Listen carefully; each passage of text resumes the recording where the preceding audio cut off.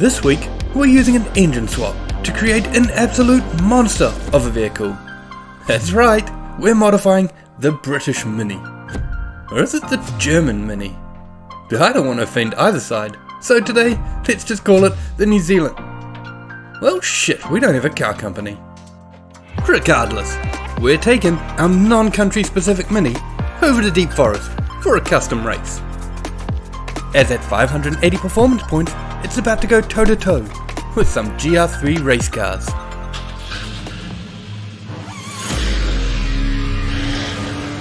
Now let's line up on the grid and give this thing a workout before we head over to the garage and check out that tune.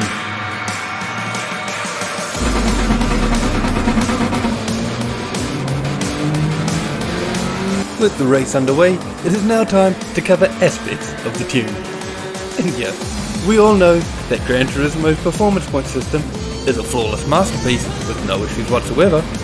This Mini, they dispute that, as at 580 performance points, it is punching so far out of its league, and it's kind of insane.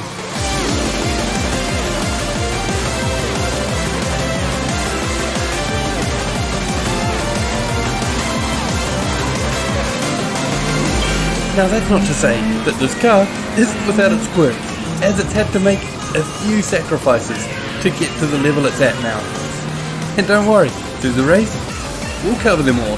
But the key thing to know is that once you become familiar with it, it is capable of some truly phenomenal lap times.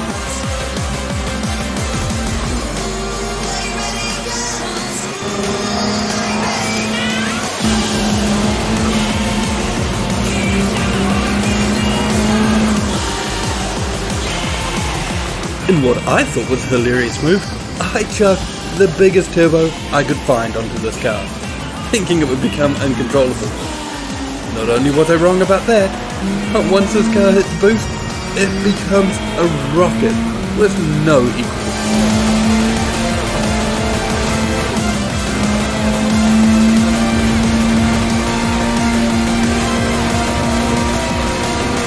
The only problem with that is you've somehow got to get rid of all that speed with your pea-sized brakes. So, whatever you think your braking distance is, you've got to double it.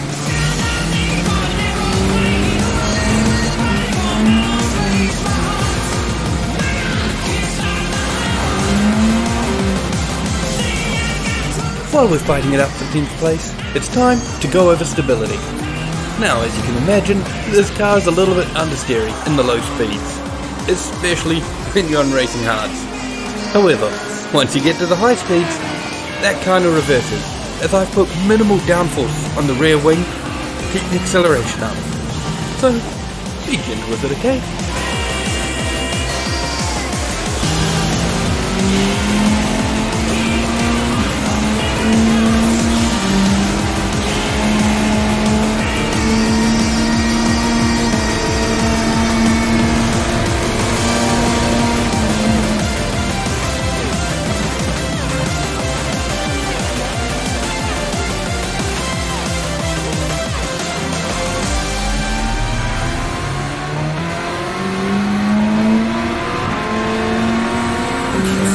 Once again, we find ourselves on the final straight.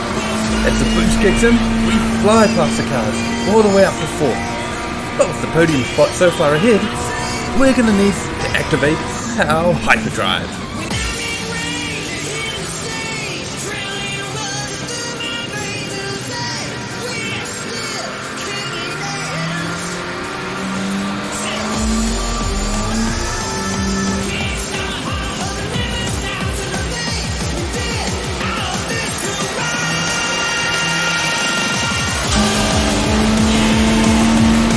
Exit hyperdrive, taking our first podium spot in 3rd place.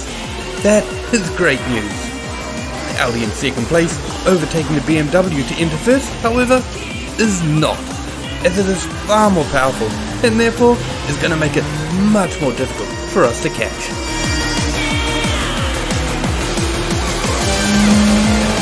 We end up claiming the silver medal before the end of the 3rd lap, but with 1st so far ahead, we have no option but to re-engage the hyperdrive.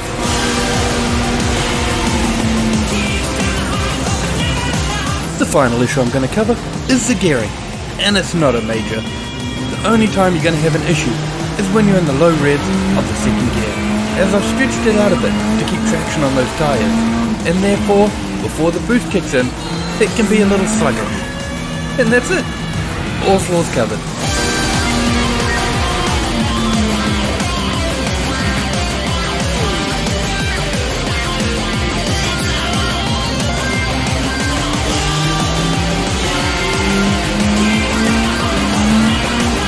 So, with no more useful information for me to dispense on the tune, I guess all we've got left to do is to track down that Audi and take our rightful first place from him.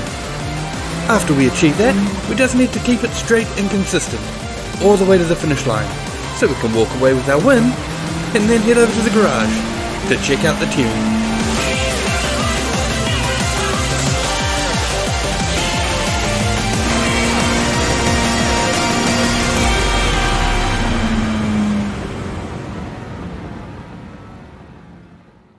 So here's the tune.